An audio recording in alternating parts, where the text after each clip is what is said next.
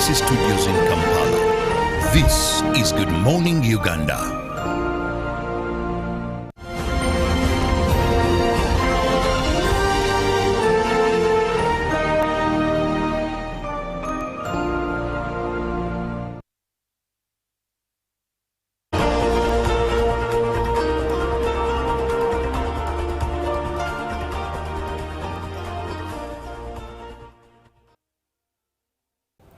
Good morning, Uganda. Welcome back from the business desk. It's time for the agenda. My name is Julie F. Nantaba, and we're looking at the RDCs and RCCs. What is the role of an RDC and RCC in ensuring effective service delivery?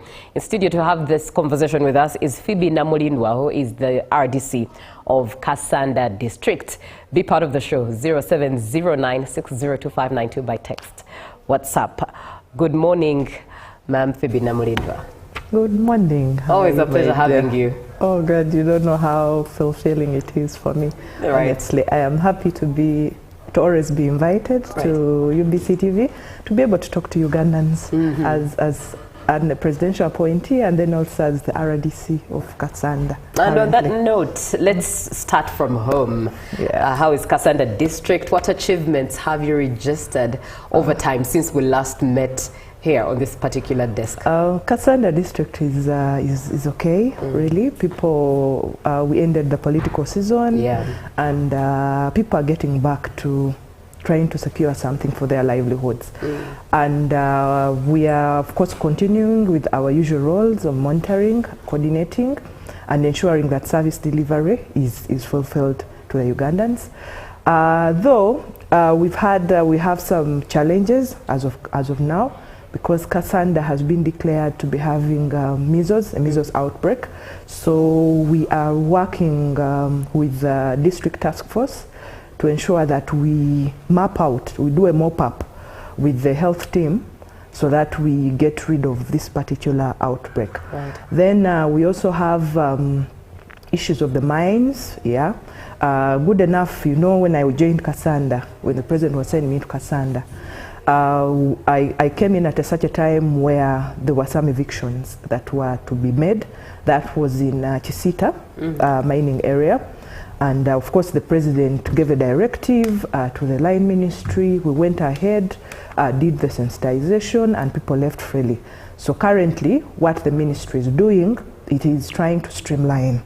And I want to thank Honorable Nankabira and Honorable Fiona Nyamtoro, and also the team at the Ministry of Energy and Minerals that are really trying to ensure that whatever comes out there, like the president directed, benefits Ugandans. There is an analogy that the president used in a letter that he wrote that I received, where he said, minerals are like a loaf of bread. So there is, because we have been having so many artisanal miners, and at some point you might find that that's one of the reasons why government has not been benefiting, because when government benefits, then we shall get services.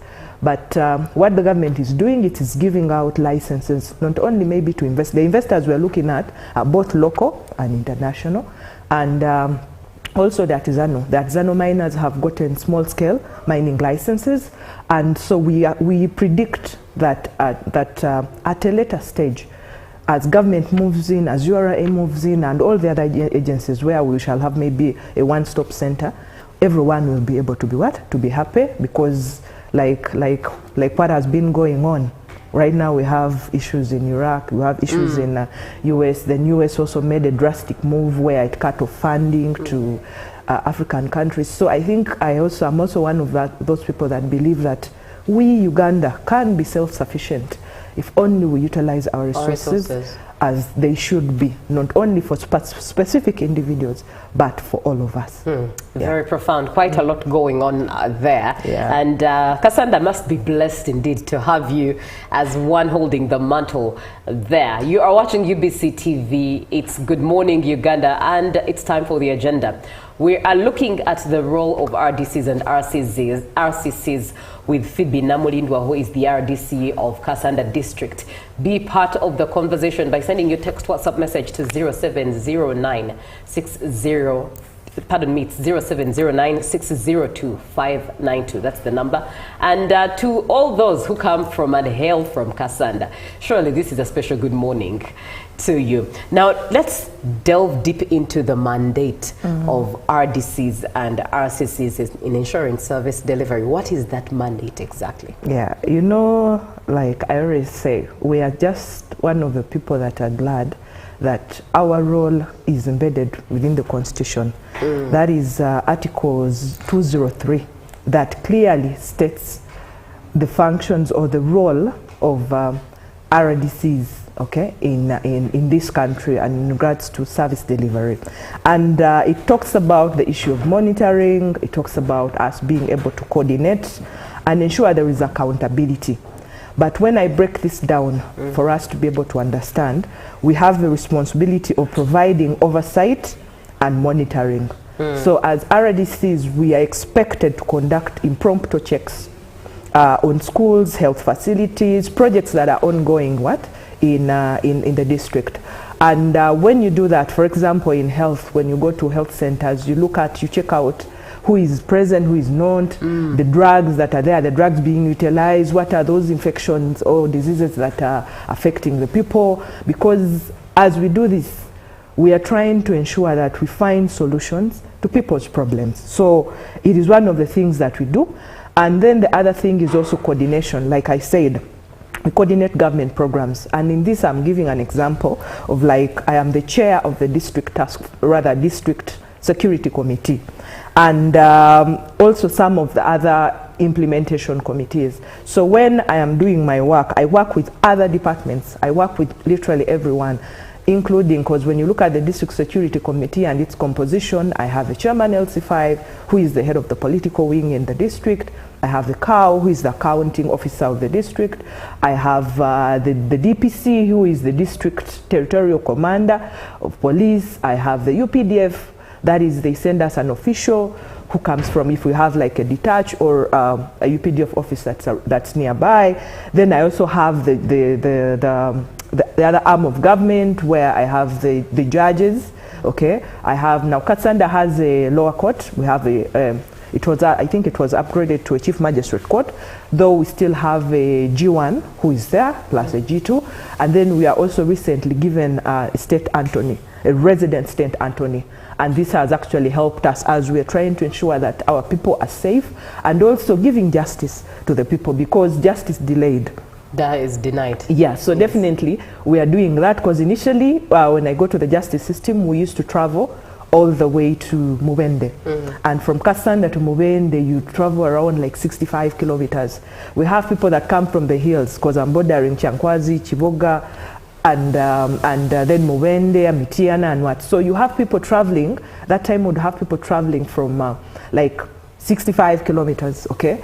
And then you go to court, and you know how court is. Sometimes the judges are not there, sometimes they're in recess, sometimes so many things, sometimes the files have not gotten there. So people end up being frustrated in the process, yet they're trying to seek justice, whereby justice is a right that it should be given to everyone. So those are some of the things that somehow were impeding service delivery, and I'm glad that we're able to talk to the Attorney General, who actually helped us talk to the current principal judge. By that time she was the DPP, and straight away we were helped and were sent a resident state attorney. And she's doing tremendous work, because the court we hold during our security meetings, of course I get briefings from the various departments, and they tell us, they give us a status of where they are and the challenges they're facing. And at least for now, the recent one that I held, was court was moving very well.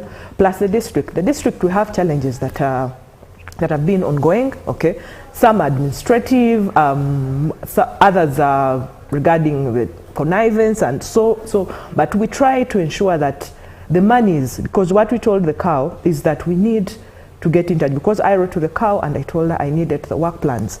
That is now how I can be able to monitor with my team. And good enough, I have now a team that is comprised. I have assistant RDCs, I have the deputy. So all of us can actually get to find the different corners where we can be able to supervise and then monitor what is happening in liaison with the council and also the chairman LC5. So That has helped us because you get to know what is transpiring in the district when you look at the work plans, what they have set out for this particular quarter, and good enough, the Ministry of Finance released funds. So activities are ongoing. And now when you get to issues like PDM, we have accountability there. Yeah, definitely, because it's one of the programs that are really going on, and the president is really pushing to ensure that we get most of the Ugandans into the money economy.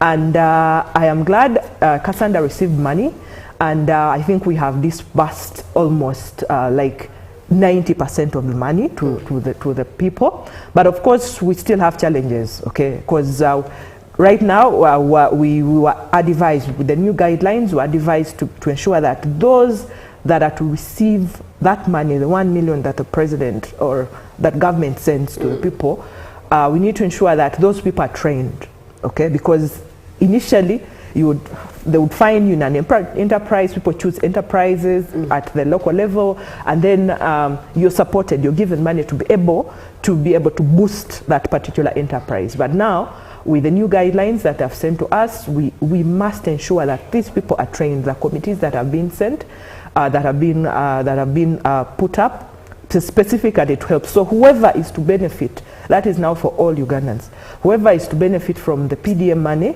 you must go through a training and you must get a certificate. And that certificate is something that is going to help us as we're trying to monitor